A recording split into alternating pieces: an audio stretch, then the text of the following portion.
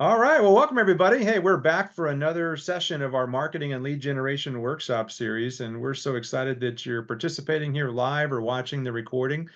For those of you who don't know who Jeff and I are, we're the founders of growmyprofit.com, serial entrepreneurs that grew up in an entrepreneurial family and have continued to partner up and to help other people to grow their profits, scale their business, and to build successful businesses to be able to provide time and money freedom and to provide a nice exit. And Jeff recently had an exit, 8-figure exit, and excited to have him share his experience. And Jeff, today we're going to be talking about lead generation strategies and lead magnets. And man, I tell you, we have spent a lot of time and a lot of money over the last 25, 30 years together, kind of proving the stuff that doesn't work, but excited to have you on today. Yeah, thanks, Dave. Excited to share some ideas. So we have the 6-step process where we talk people through the processes that we have learned over the last 25 years to build successful and profitable businesses. And so this whole session that we've been, or these series that we've been doing have all been around the topic of marketing. So it's the third step in the 6-step process. And if any of you are interested in learning more about the 6 steps, we have our online platform for anyone to participate in. It's called Scale University, and you can access it on our website. You can also just go to this link right here, growmyprofit.com /virtual. All of the recordings from our marketing workshops are listed here in the classroom section. There's also things that are outside of just the marketing aspect where you can go in and get more details about the 6 steps and watch videos and kind of do it yourself. You can kind of learn the 6 steps and participate in these free workshops that we offer on Zoom. And if you have more interest in learning about what we do in our consulting and how we can partner with you, you can download more information, take our business assessment, and reach out to us. I did put the link to the Business Optimizer, which is a great tool for those of you that have not had a chance to take a look at it yet. There's a simple tool that we use, and I say simple because it's not complex, but it is a little bit, significant in terms of its size. So I did put it inside of the chat session for those of you that are on here live. If you have not had a chance to download it, you can take a look at it. There's a PDF version of it. I'll post it again just in case you, for some reason, didn't get a chance to see it when you first got in the session. I'll put that in the chat again. You can take a look at that at a later date, or you can download it right now and make a copy of it and save it as your own. This is a way that we help business owners to organize their marketing. And we're going to be talking about lead generation strategies and client retention and referral marketing in these next few sessions. And so our goal is that you can participate and actually start breaking down, what is my marketing plan? What does it look like to, reach out to a specific target audience that I'm reaching out to? You don't need to have 7 target audiences, but if you do have multiple targets, then you can craft a marketing plan that's as comprehensive as you'd like. And then you can organize your marketing into a calendar to say, okay, here's my calendar for the month. Here's my calendar for the quarter. I know exactly what I'm going to do for the next 3 months. And all of this is really trying to help you to answer these questions that are listed here on this slide. These questions are the things that Jeff and I really find are the most common questions that business owners have, and they oftentimes need insight and experience. So, Jeff, you've been in marketing for almost 3 decades. You have scaled businesses using your marketing experience and your sales tactics and just your business acumen. What do you think it is about putting a marketing strategy into a plan that is the most challenging for a business owner that wants to grow? Well, I think starting is the hardest part because you really don't know what's going to work and what isn't going to work. So, starting with like 10 different ideas of marketing lead gen and figuring out the 2 that are going to work, and then taking those 2 and then expanding it and seeing how much bigger you can make those 2 out of 10 that actually work. That's my experience. Is like I tried 10 things. If you try 2 things and 2 don't work and you give up, then it's like, oh, marketing doesn't work. I can't generate leads. I can't grow my company. But I think the hardest part is which 10 to start with, how much to spend, and then attrition, watching which one's really working, that they don't stack on top of each other. That's a big issue. Did they call off direct mail, the email? Did they go on the website? Did they come from Google? Like tracking seems to be an issue for everybody right now, especially with how big the internet's gotten with, with Google and Facebook and LinkedIn and all, Twitter. And it can be like, where is it coming from? Like attrition, trying to attribute where that lead came from, I think is a big issue. But, getting started on your plan, trying a lot of different things, it takes a lot of work to set them up and then to watch how many leads come in and then to know, okay, here's the 2 that were profitable. 8 of them probably aren't going to work, which is sad, but true.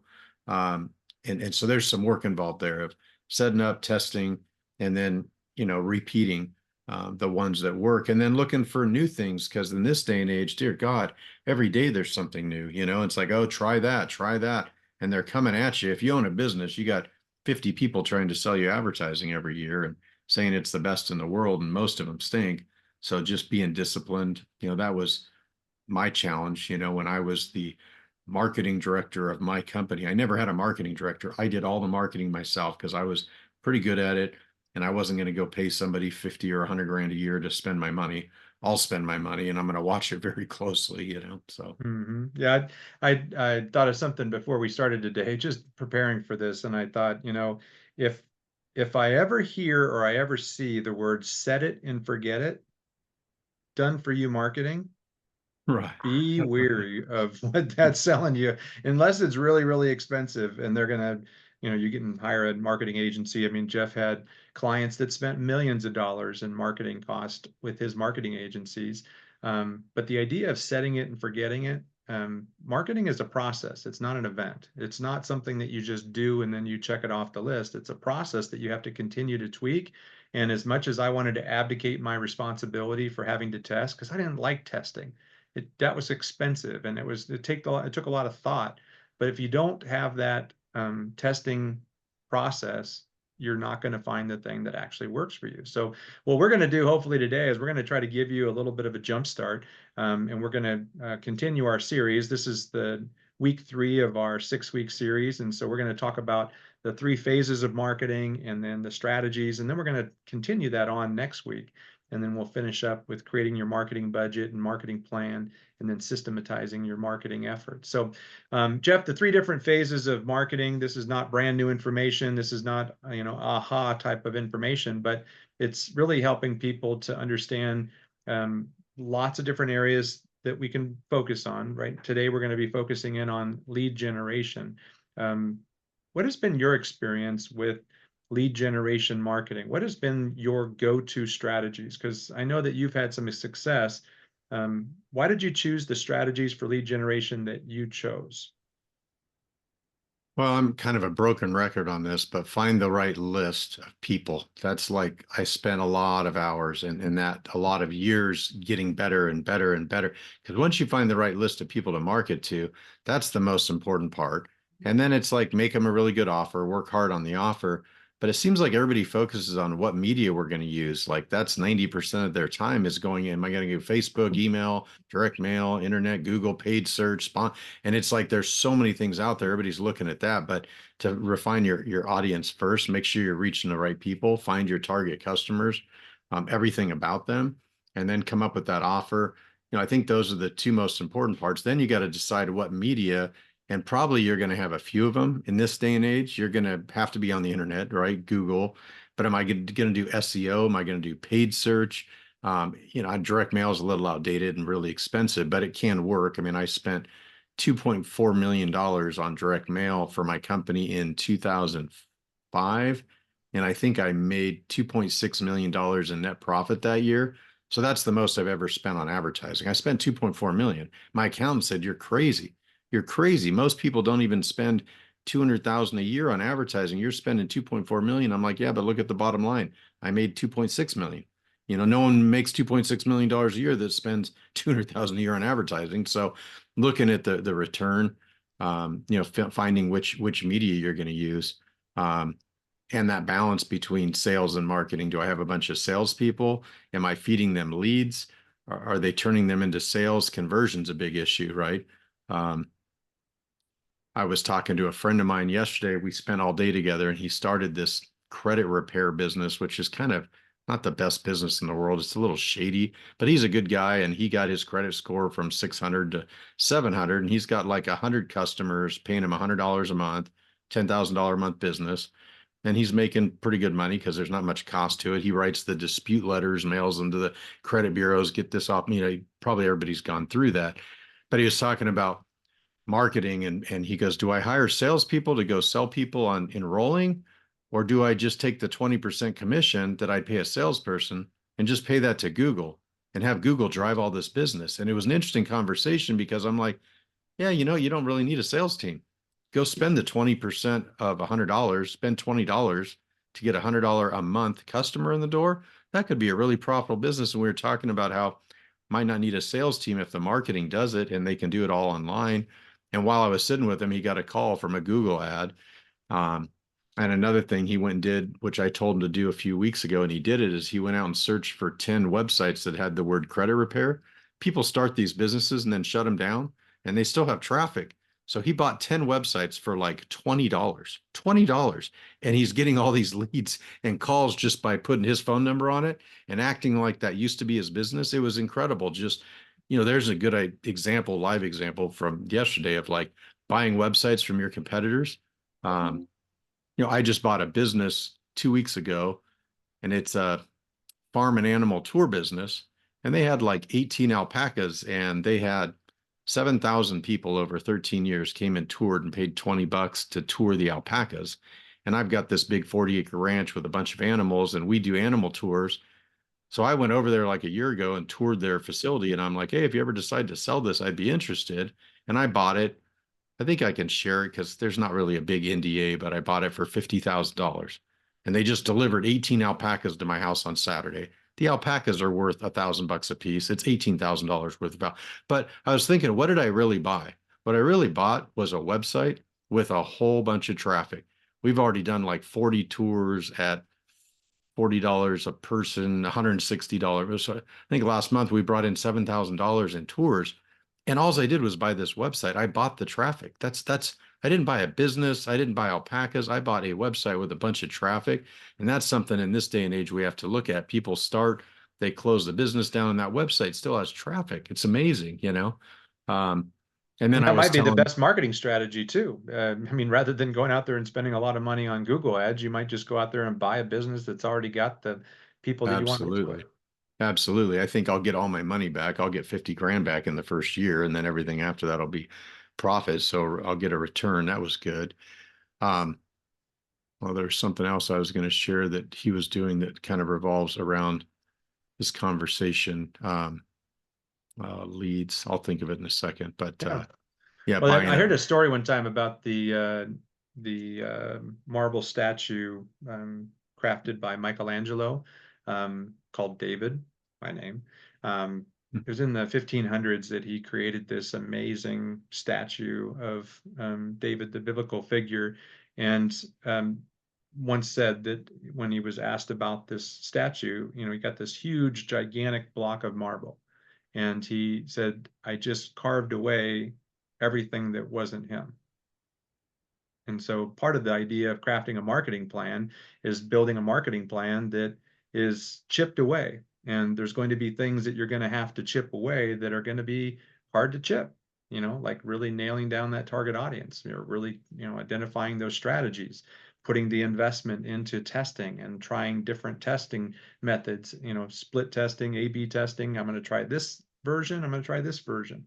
And so we're going to share some of that stuff with you today, but some symptoms of an underperforming marketing plan. These are some things that Jeff and I have identified as being kind of like symptoms and side effects of somebody that has an underperforming marketing plan. Obviously, you could say, well, they just don't have the quality leads or they don't have inconsistent lead flow, but there's other things that are being compromised as well. And so the thing that we oftentimes will tell a business owner is, what is it costing you on a monthly basis to not have a high performing marketing plan? Because some people say, well, I'm not spending a lot of money on marketing because my lead flow is not good. Well, what is it costing you in missed opportunity?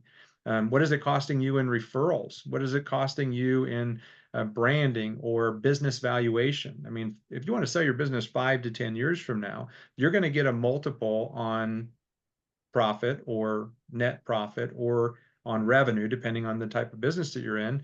So it could cost you millions of dollars to not have a good marketing plan. Tens of millions in some cases, hundreds of millions in a really big business. But what is it costing you right now? Think about all the opportunities that you have that you're missing out on. Think about all the lives of the people that you could help with your services or with your products that you're missing out on.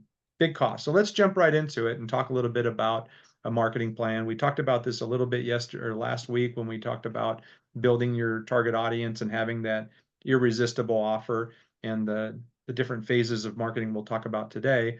But Jeff, this graphic, the core four, has become very popular in the marketing circles because it kind of identifies the four different areas where people can generate leads from. So you've got the warm outreach or the one-to-one private conversations, private emails, and things of that nature. You've got cold outreach where you're reaching out, privately or through a group environment, like group emails and things of that nature. You've got free content where you're actually communicating value to people in lots of different media versions. And then you've got paid ads. So let's jump in and talk a little bit about the warm outreach aspect of it. This is oftentimes the highest return on investment from a time and money perspective because you're taking advantage of relationship equity that you have with friends, family members, people that you know, like, and trust, or people that know, like, and trust you, or they know, like, and trust somebody that knows, likes, and trusts you.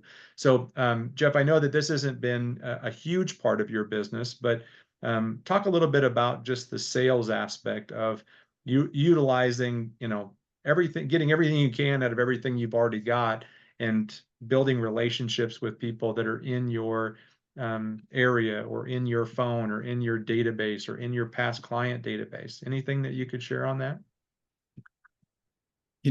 I'm just going to go on record for 30 years. I never built any of my businesses through warm outreach. I built 12 million, 20 million, $40 million companies pretty much from cold. So I don't have a ton to share on this. I will tell you that, I hired a sales rep a year ago and I signed up for BNI and the Chamber of Commerce and the Marietta Mixers. And the Lake Elsinore Chamber of Commerce. And I sent this sales rep to every meeting to do this warm outreach, get phone numbers, emails, text about trying to sell weddings or corporate events at my wedding venue. And I think, 6 months into it, I had spent about $50,000 between salary and all the fees to sign up for all these things. And she's busy. She's running around. 6 months into it, not one wedding sold. Not one. So I'm like, you're fired. I'm done. I'm not doing this. So I don't understand the warm connection to my friends and family. Like if they're warm and I know them, I had a formal referral system to where if I sold someone, I tried to take the cold one that I sold and turn them into another, refer me to someone. I had a formal referral system that was definitely around the warm outreach. And I think you just mentioned Jay Abraham's book, How to Get Everything You Can Out of All You Got. I used to make all my salespeople, my managers go through that book at 3 different companies. That was like the most important marketing book I ever read. And it talks about how to set up a formal referral system for every one customer that you bring in from marketing. And I used to spend on direct mail, when I spent $2.4 million, it was costing me $2,000 to bring in a customer. But I was making $10,000 on a loan, escrow, real estate. So I'll spend $2,000 to make $10,000. And I was doing 100 transactions a month. So I was making $1 million a month in revenue. So it penciled out. But I remember for every one transaction we got from the marketing, our formal referral system introduced us to at least 2 more deals. And those 2 more deals were free. So was it $2,000 cost per closed customer? Or do you divide it by 3? And it was more like $600 or $700. So I think on the warm side, it's all about your customer list and reaching out. Who do you know? Emails, phone calls, rewarding them to introduce you. Amazon gift cards. I've done a lot of those. Starbucks gift cards. We're paying our girls in here with the wedding venue. If you get a 5-star positive review, you get a $50 gift card. They're getting like 5, every single wedding is a 5-star review. And then once they get the 5-star review and they hand them the card, it's very easy to ask Who else do you know that might be getting married in the next year or two? And give us a number and then call them. So my warm outreach is more on the referral side of it. I just have never been able to build a business around the Chamber of Commerce, the BNI network, the lead sharing clubs. I tried it because you hear about it, but for me, I don't have much to share on that. I'm dead cold. We Yeah. go from cold, find the right list, make the right offer, get a cold person to call us. Yeah, phone, text, email, social media, that's all part of it. That's also part of the cold outreach. So I guess some of that would come over. Yeah, I mean, if you have people in your sphere, in your phone, in your network, in your community, in your neighborhood, in your social media friends or connections and followers, then starting a conversation with them, making a authentic connection, how are you? And then asking a question that can elicit a conversation, telling them your story of what you're doing, why you're doing it, and how it's working for you and how it's working for other people, and then make them an irresistible offer. Something as simple as, hey, can I share a little bit more about what I'm doing? Maybe you know somebody that might be interested. So in the consulting realms, we reach out to people that we think would be somebody that might be interested in consulting. And we have business owners that are friends and family members or past clients, and we reach out to them to tell them our story, to make them an offer that's irresistible. And oftentimes that's as simple as, hey, can I send you some information that I think you would be interested in? Can I send you some information about what we're doing? We're offering a special deal for a limited amount of time, or we're offering a special report, we're offering a free book, or something of that nature. And then we're using a lead magnet to help move them to that next step. Should they be interested, or should they know somebody that's interested? So again, we're not going to spend a lot of time in detail on warm outreach, but we wanted to let you know that that is an option, especially for startup companies or for people that don't have a big marketing budget. Jeff had some experience in direct mail. He had some um, skills. He had some strategies. If you're not a good copywriter and you're not somebody that has skills or backgrounds in marketing, I don't necessarily think that you want to go out there and go directly to your cold market, because this is a great way to test with a warm market that's maybe a little bit more forgiving. They don't need you to have everything mastered when you first start with them, because they know you, like you, and trust you. They're going to be a lot more forgiving than somebody that doesn't know you, doesn't like you, and doesn't trust you, and is a cold connection.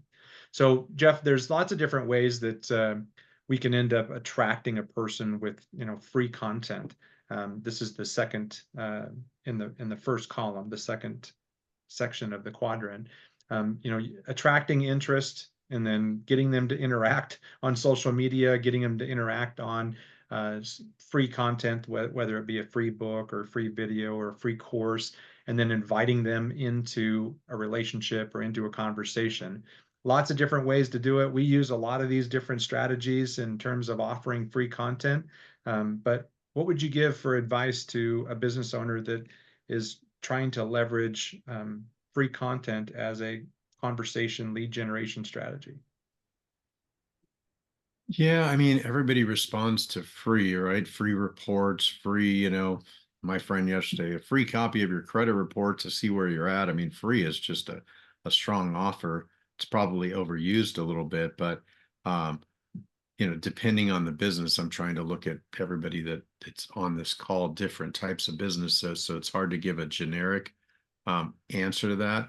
Um, Trying to think of some of the free things that I've done recently. I mean, I did all this in an ad agency, a mortgage, which was B2B, a mortgage company that was B2C, a direct mail company that was B2B, and now I'm in the wedding business. I'm back to B2C. So all the things I've learned over 30 years all work, but in different ways. Like trying to apply it to your business is maybe the area that you want to get a little help in. I was just thinking about looking at how big the market is. And I was talking to my friend David yesterday. He goes, 48 million people have bad credit and need help fixing their credit. I'm like, well, that's great. How are you going to reach them? 48 million. That's that. Who cares what the number is? That's like, I remember when I did all my cold outreach and I was direct mailing 500,000 people every month in California. And out of 500,000, I would get 1,000 people calling me and I'd close 100 loans. Well, because I was exhausting that database, my response rate started going down. And so what I did is I went out and got licensed in two more states. I opened up Florida. I got another 3 million people or 300,000 that I could mail to in Florida. I opened up Arizona, 50,000, Washington, 100,000. So I looked for new areas that I could go out and market to get those calls coming in. I mean, when you're doing 100 loans a month, you're not doing it with friends and family, right? You got to do it by getting 1,000 calls into the building and mailing an offer that would make them call. And I'm thinking of some of the free things that we used to offer as part of the advertising piece, like, free copy of your credit report, or enrolling them in a identity protection program. Like, get them in on something that's really cheap. Um, it cost me $5, and I know I'm going to make $10,000 when this person does their mortgage, real estate, and escrow with our company, in the next year. So it was kind of like a loss leader, almost free. Um, so that's a Yes. little bit about the free content. Trying to think of the ones, obviously we have a booth at the San Diego Bridal Show, and we're giving away free things that has our, swag items and stuff like that. But I can't say that ever really built any of my businesses, trade shows, Yeah. but free items that have our name and phone number that they might remember us by. Yeah, building the social media influence obviously is a really popular one that people can leverage, and not just posting pictures of their cat, although that may be interesting to some people, but providing value, providing interesting information about the topics that you provide services or products on. Offering a free Facebook group or a free LinkedIn group, and giving people access to exclusive information that you're going to provide, providing them consulting services, doing a blog, doing a vlog, actually videoing different aspects of what it is that you do, and solving problems and helping people to relieve their pain, giving them some perspective on how to bring more pleasure into their life, whatever that is in your services and products that you offer. There's some amazing newsletters out there. I don't know if you've ever heard of Atomic Habits. That James Clear, the author of Atomic Habits, New York Times bestseller, he has this amazing newsletter, has hundreds of thousands of subscribers, and it's like a 3-2-1 newsletter where he basically shares 3 quotes, 2 ideas, and then one actionable strategy. So having a newsletter that provides interest with an opportunity to interact, with more opportunities to connect with you, and then inviting them to take the next step. So in that newsletter, he has advertisements for books and courses and other things that he has available, but he's offering them interesting content and interacting with them, or giving them an opportunity to interact with him, because he has a place where he can collect comments or questions and things of that nature. Podcast, webinars, videos like what we're doing here, Zoom meetings, live events are all great options to attract leads and attract interest. Lead magnets, Jeff, there's lots of different things that people use as a lead magnet, which is basically a way for people to capture name, email address, contact information.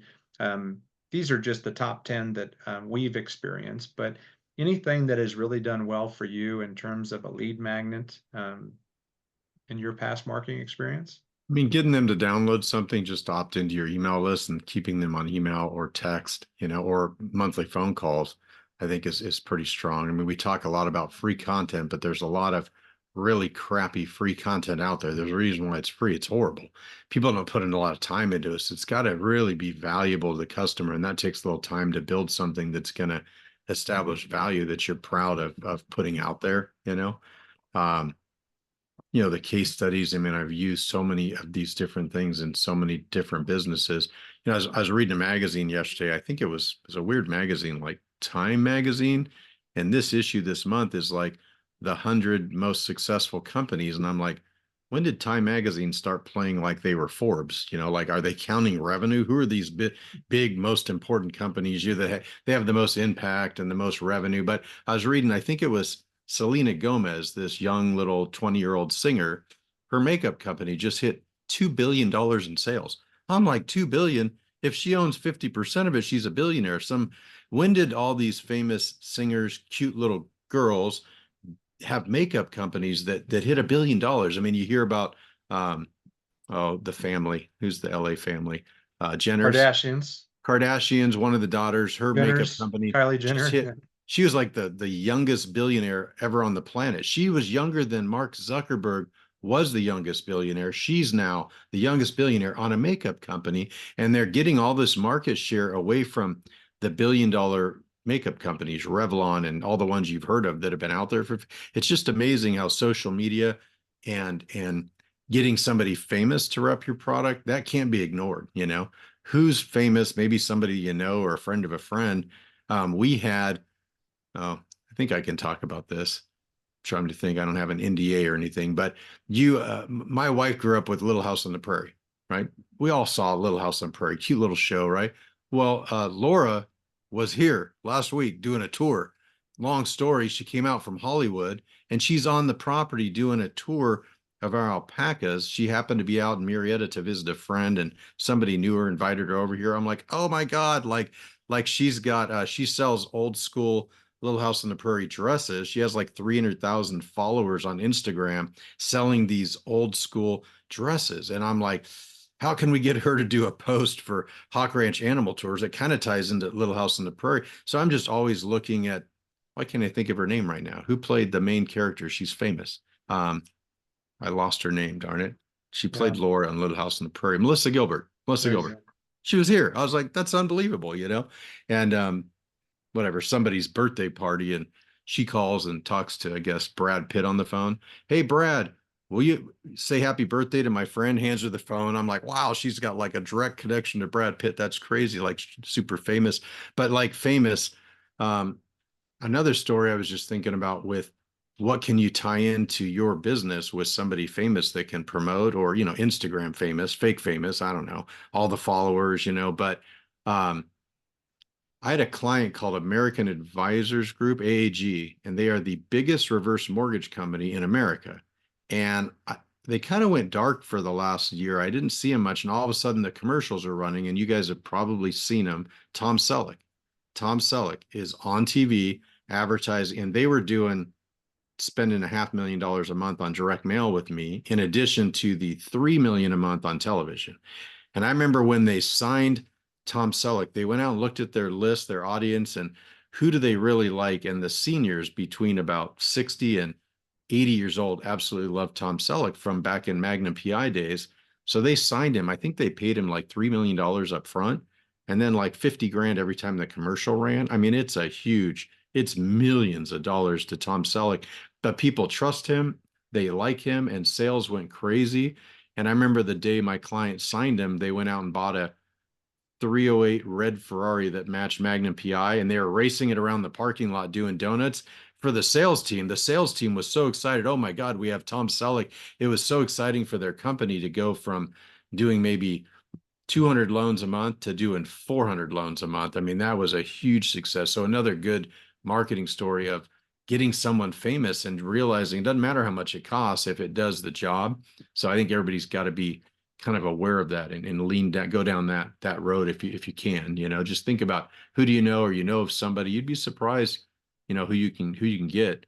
And some of them aren't that expensive, you know, so Yeah, we're definitely aging ourselves here. We just talked about a television show that's 50 years old, Little House on the Prairie, and now we're doing that's Magnum true. PI. So for our That's true. millennials, Google it, Chat GPT, and look up and see who Tom Selleck and Laura Ingalls Wilder or Melissa Gilbert. Hey, So hey, Tom Selleck's on Blue Bloods. It's still yeah, he's on a new show, right? And people like that. I've never watched it, but I've heard I people saw still that the watch. 50-year anniversary was on Little House on the Prairie. I thought 50 years, Yeah. my goodness. Did you know Yeah. they had like 17,000 people drive from 50 states to LA? I never knew that was filmed in LA. I thought it was filmed in Indiana, the Midwest, someplace flat, and like the you know, and it was filmed in LA. So like 17,000 people drove to LA to go see Yeah. all the old characters. It was kind of funny.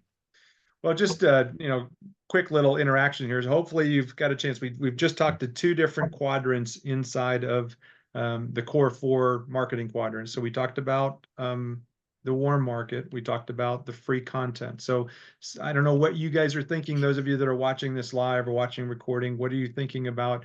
What are your strategies? What are your warm marketing strategies? Do you have any? You don't have to. Jeff built $1 million businesses not using any, but is warm marketing something that you could begin to take advantage of? And again, you can utilize, Chat GPT if you want to use something simple. You can go in there and just type in, what are some warm market strategies to grow my, and then insert your business here, right? So you can go in there and type things into Chat GPT, and Chat GPT is going to give you some warm marketing strategies. You could go in there and say, what are some lead magnets that I could offer to people to grow my financial planning business?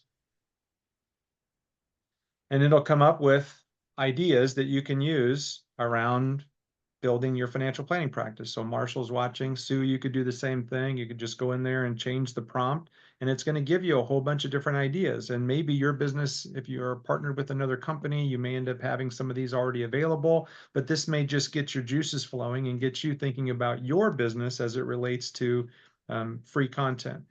Ron, you could do the same thing for your pharmacy. And again, not all of these strategies are things that you're going to take action on, but something may just spark a little idea and you may go, you know what? I'm going to do that. I'm going to start testing with that particular um, free content piece, or I'm going to start really working on my social media. Every day, I'm going to promote something of value as it relates to what it is that I do. And again, each one of you knows your business better than Jeff and I do, so we're not going to be able to get too drilled down. But what are the things that you can do to leverage the free content aspect?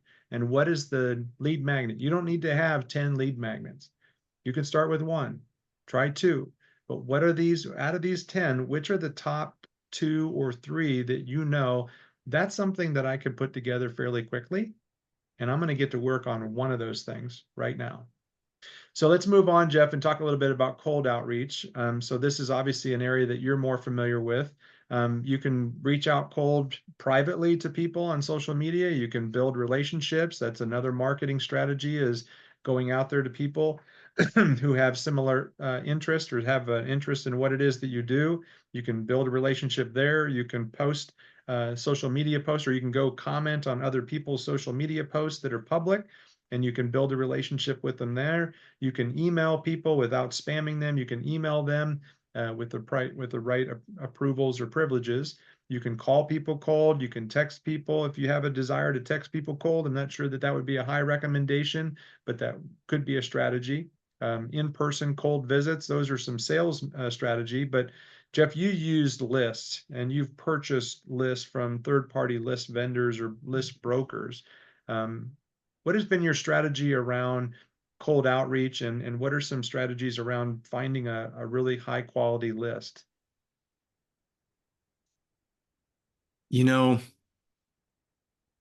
trying to find that list of customers. I mean, there's like a lot of list brokers out there, but whether it's business to business or business to consumer, that's a huge difference right there, right? You've got B2B like Zoom Info and Dun and Bradstreet, and I've got a ton of list brokers that can look things up, trying to find me my audience on B2B.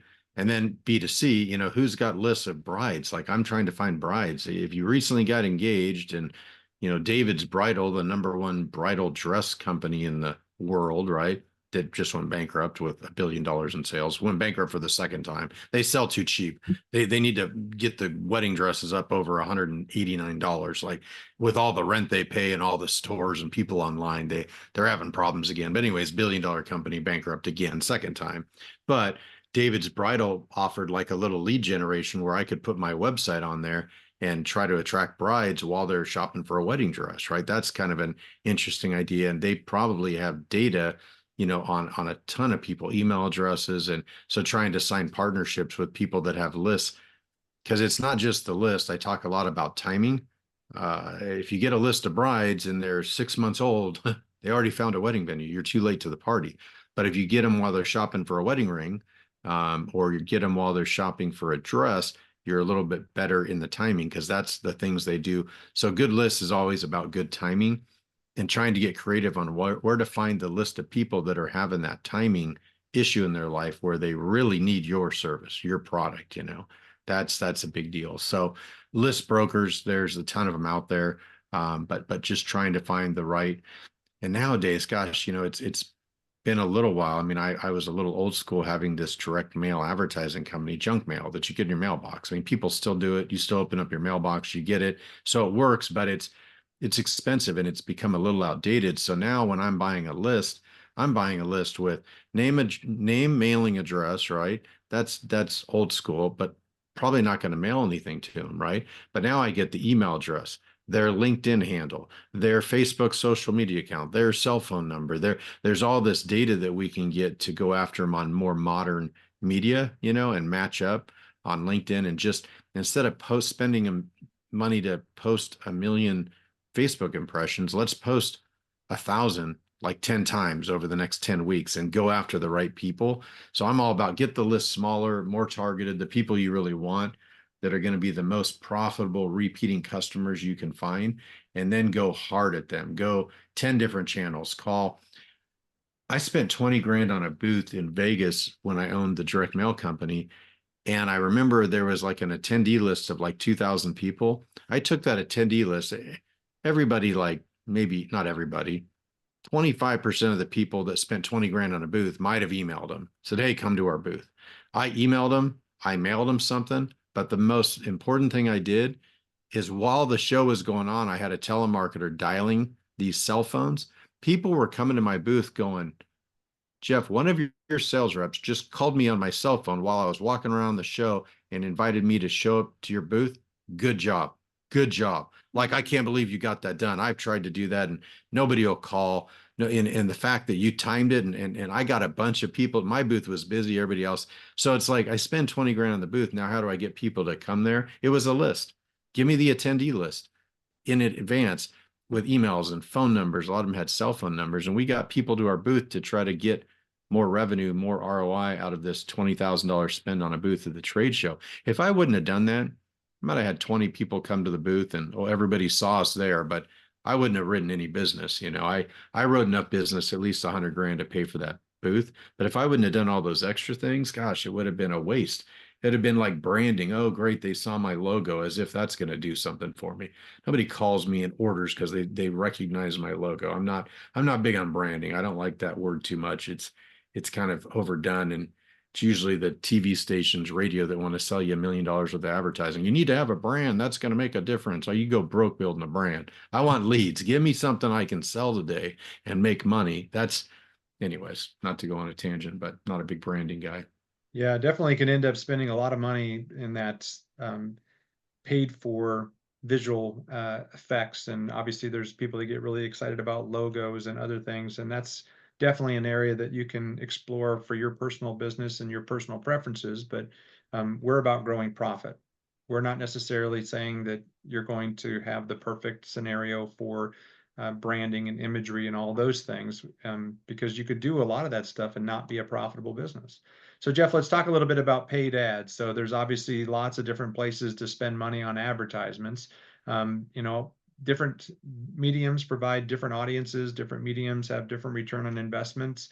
If you were a business owner today, what would be your philosophy or you are a business owner, but if you were thinking about spending money on paid ads, where would you go to choose to invest your dollars?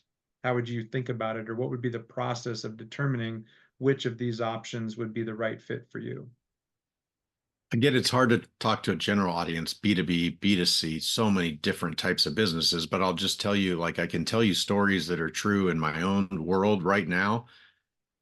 We've owned this wedding venue for 4 years, and the first year when we bought it, they did 5 weddings. The second year we did 50. The third year we did 68 weddings, and this year I think we're going to be flat, like probably 60 or 70 weddings this year. We took leads from getting like 10 leads a month to 100 leads. And then when COVID happened, all the wedding venues around here shut down. The ABC of California, the health department shut them all down. Well, we didn't have a liquor license, so they couldn't shut us down. So we didn't realize we did a lot of weddings during COVID. We said, hey, we don't care. Like, we're open. Wear a mask, don't wear a mask. I mean, that whole COVID controversy, I could talk for days on that, but we're open. If you don't want grandma and grandpa to come because of COVID, then they can't come to your wedding, but we'll still let you get married. So we didn't realize we got up to doing like 200 leads a month, selling 10 weddings a month because everybody was closed. When everybody opened back up, we're like, uh-oh, our lead volume just went from 200 back to like 50. And I've got a few salespeople that are expecting leads and we need a certain amount of sales. So I just had to go dig deep and start advertising. And I tried a lot of different things. I tried direct mail, email, bridal shows. Again, back to what I said in the beginning, try 10 things, find the two that worked. Right now, we're spending $2,000 a month on Google sponsored ads. So if somebody Googles, wedding venues in Temecula, we come up on top, sponsored. And we're starting to get, I think last month I spent $2,000. I got 20 wedding leads. So we got our wedding lead volume from 50 back to 70, but I got to get it back to 100. And I want to make sure those leads are converting into sales and they're not just fake clicks and nobody ever shows up for a tour. So I'm really deep in it right now.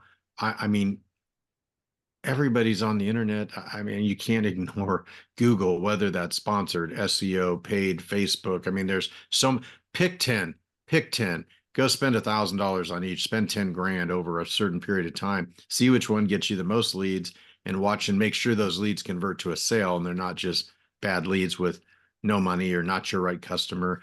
So again, identifying that audience right now, that's what I decided to do. I'm doing more things to hedge my bet because I've got to get leads from 50 leads a month back to 100 to hit our goal. We're $1 million wedding venue, and we want to get to 2 million. Where we want to go from 60 weddings a year to 100. That's the goal.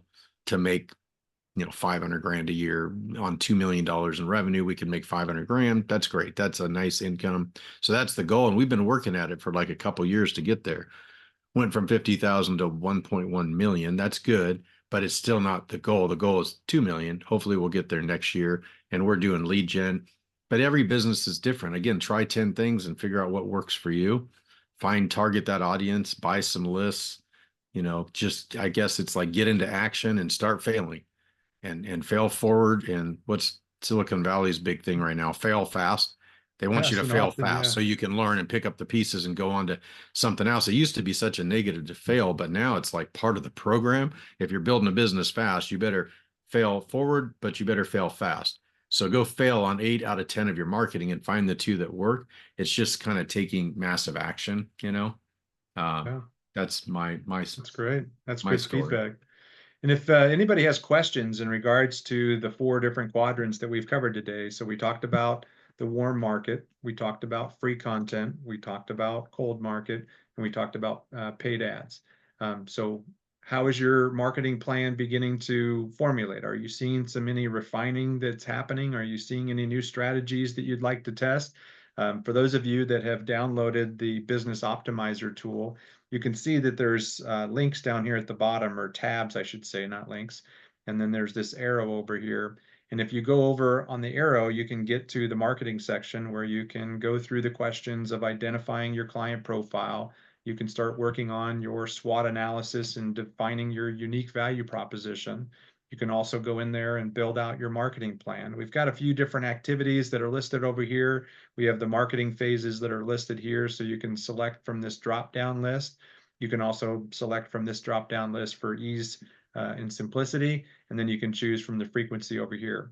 You can also, once you've downloaded this, you can download this as a Excel file by just clicking on download in Excel. You can also download it as a PDF if you don't want to mess around with Excel. You can also go in there and make a copy of it and save it to your Google Drive. If you don't have a Google Drive, you can create one for free, but that's something that is how you would utilize this technology. You can also go in there, and once you've copied a version or you've downloaded it, you can make edits to it, and you can change the things that are listed over here. So you can make edits over here, and once you make the edits, then you'll find inside of the frequency that it shows up in the dropdown. So something that very simple to use if you just get a little bit of experience with it. And then if you keep scrolling over, there's the ability to go in there and do your marketing calendar where you can set up your marketing calendar for the month. You can also go in and track your leads if you want to track your business. This is one of the things that Jeff has done for years, is just measuring outcomes of all marketing dollars that are spent. As best as he can figure it out, he's going to figure out where are our leads coming from, where are our clients or closed customers coming from. So where can we double down on our marketing so that we can end up getting the best return on our investment? I was If going I to go ahead. throw something out there too, Dave. One of the things I've always done for, I don't know, 20 or 30 years since the technology came out is I have toll-free phone numbers on, how do I say it? I have toll-free phone numbers on every ad that I run. At one time I owned 400 toll-free numbers. And so I know, obviously you put a toll-free number on an ad and I know it came from Google or it came from email or direct mail. But more important than that, I record all the phone calls.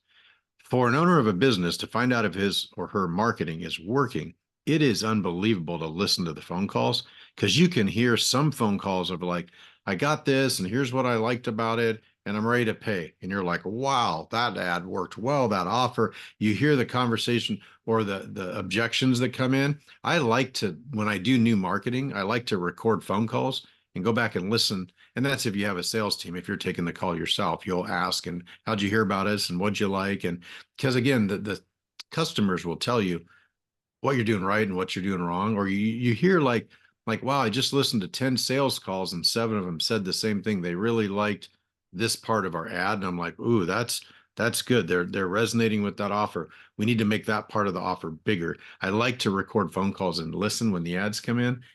I'm not taking the calls because I have a sales team, right? But Yeah. there was a time where I was taking the calls, where I did everything and just listening and recording those phone calls. It just tells you more about what there might be 5 things in the ad, but they see one thing or that's what made them call. I need to make that one thing bigger. It's kind of interesting. I just thought I'd share that That's recording phone good. calls.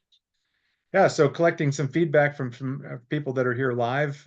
If there's a question that you have about marketing, or it looks like that Sue's got a new venture that she hasn't started marketing just yet, but she's approached some current clients from her writing firm and started developing it from there, from an organic aspect of it. Does anybody have any questions about the marketing core quadrant or the core 4 quadrants, or any particular marketing questions you'd like to get answered today?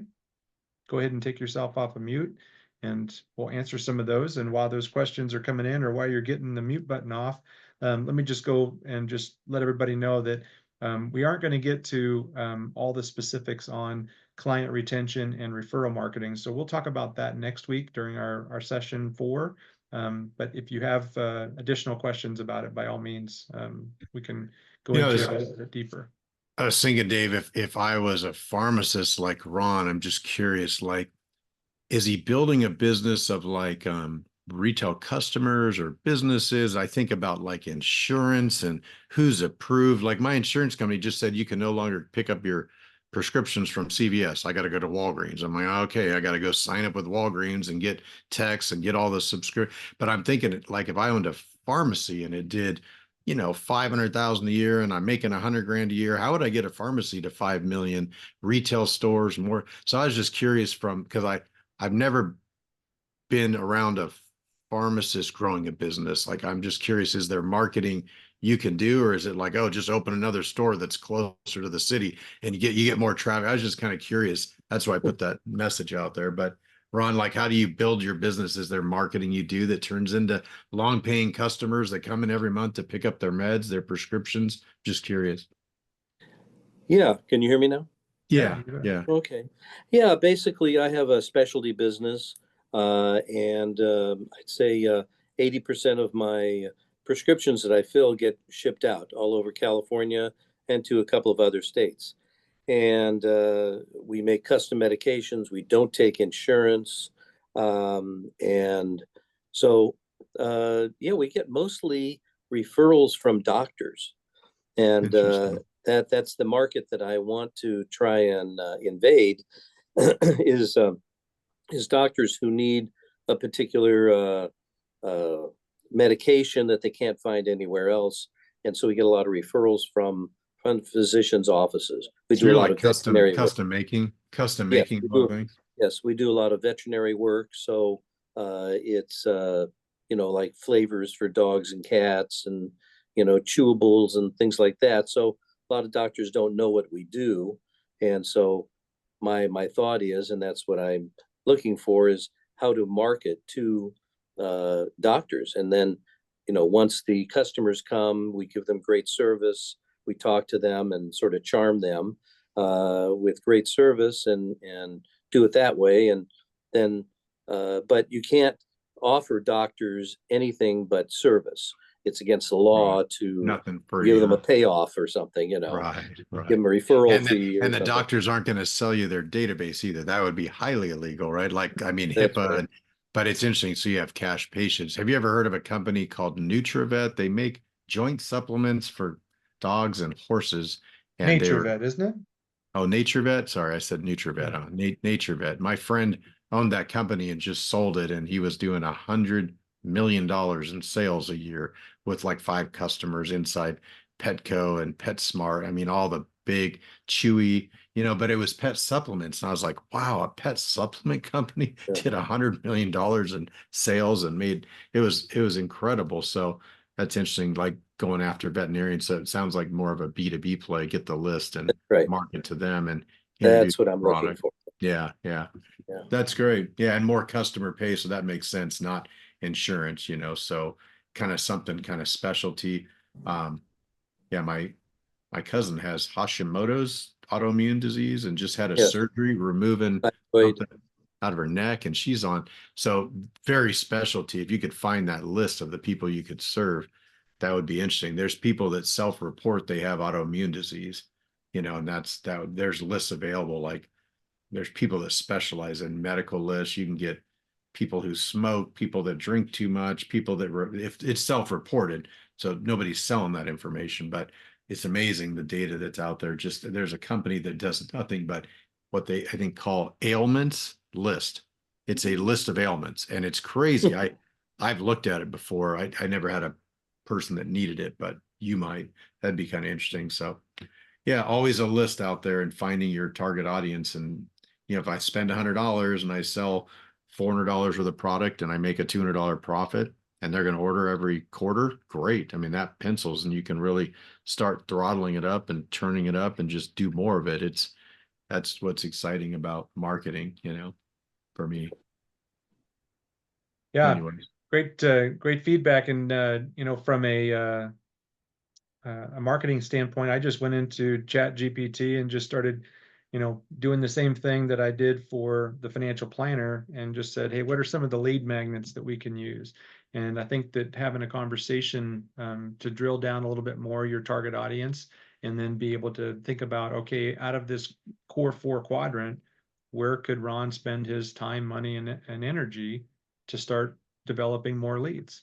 And then testing and trying new different strategies, maybe doing some partnerships or synergy partnerships with companies like NatureVet or other types of vendors, or maybe doing something with businesses that already have the doctors. And there's lots of different strategies. It's just a matter of what is the thing that's going to work well for your business. And so if anybody would like to have a private conversation with Jeff and I, we'd love to talk through what is your business strategy, what's your business plan, what's your target audience, and we can give you some more feedback. We offer a 30-minute private consultation and a business assessment that helps you to kind of break down where you're at, where you want to go, and what's maybe holding you back.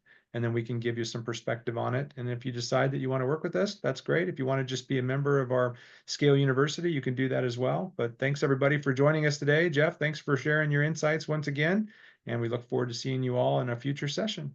Take care, everybody. Good seeing everybody. See you.